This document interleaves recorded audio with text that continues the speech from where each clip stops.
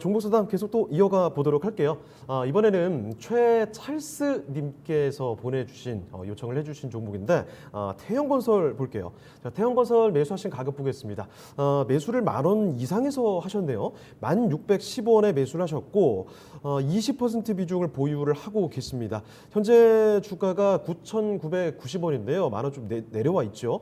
손절을 해야 되느냐 말아야 되느냐 이 부분을 여쭤보셨습니다. 자, 김정수 전문가님. 태형건설입니다. 10,000원 위에서 좀 매수를 하셨는데요. 현재 구간에서 손절하는 게 좋겠습니까? 보유하는 게 낫겠습니까? 이런 게 참 판단하기 애매하죠. 우리가 태형건설을 뭘로 묶어야 될까요? 건설로 봐야 될까요? 아니면 그룹 집에 관련된 이슈로 묶어서 봐야 될까요? 아니면 뭐 뉴딜 관련된 수혜주로 묶어야 될까요? 이런 게 참 애매한 겁니다. 판단을 할 때 어디에 좀 정확하게 방향을 좀 가지지 않다 보니까 좀 의견 차이가 좀 큰 거죠. 의견 차이가 크면 주식에서 장중 변동성이 좀 크게 나와요. 왜냐하면 좋게 보는 사람과 나쁘게 보는 사람들이 의견 차이가 좀 크기 때문에 만약에 좋게 보는 사람이 많다고 한다면 상방적으로 방향이 확 틀 텐데 나쁜 쪽으로 바라보는 사람들이 있으면 확 하락 쪽으로 갈 텐데 이게 입장 차이가 너무 크다 보면 변동이 커지는 겁니다. 왜냐하면 생각이 너무 다르니까요.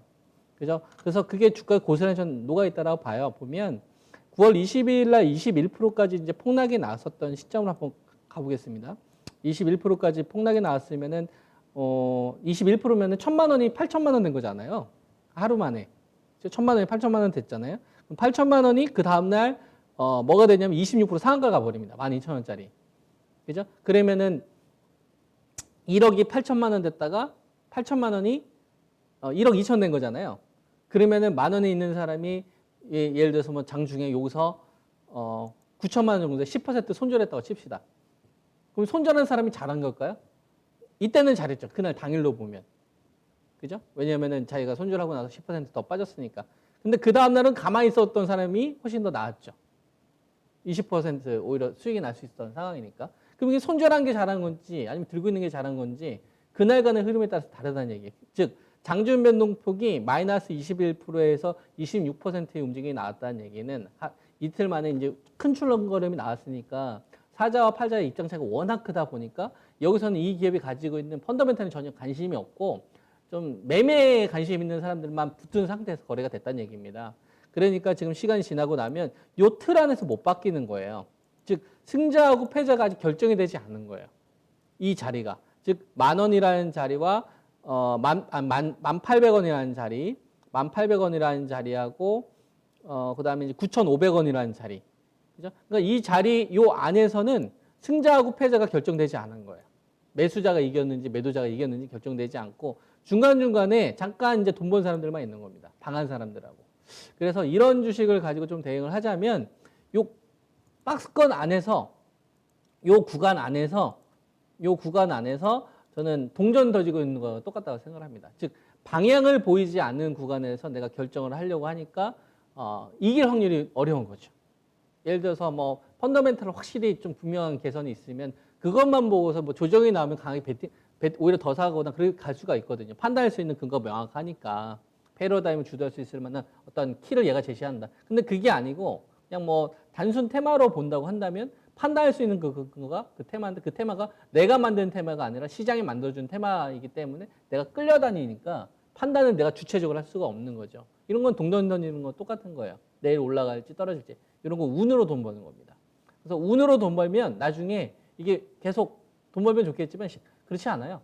주식은 실력으로 벌어야 돼요. 그래서 행운으로 돈 벌거나 뭔가 좀 뭐 사놓고서 일단 제발 올라갔으면 좋겠네. 이런 거는 잘못된 투자 방법이다 이거죠. 그래서 태형건설은 거기에도 해당되지 않기 때문에 저는 이 주식을 가지고서 좀 20%의 좀 비중을 두고서 가는 거는 굉장히 좀 너무 비중에 대한 부분이 조금 너무 과도하다. 이렇게 좀 보고 있고요.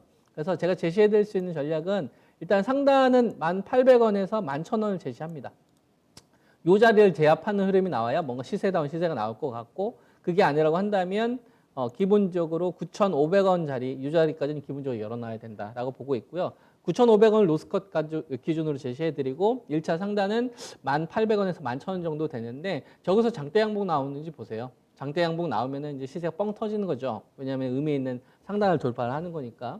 근데 만약 그게 아니라고 한다면 계속 좀 갇혀져 있는 상태에서 좀 지지부진한 흐름이 나올 수 있으니까 그런 거에 대해서는 좀 20% 비중은 좀 부담이 될 수 있다. 오히려 그런 구간에서 저는 비중을 좀 축소하시는 것이 좀 필요하지 않을까 이렇게 말씀드리겠습니다.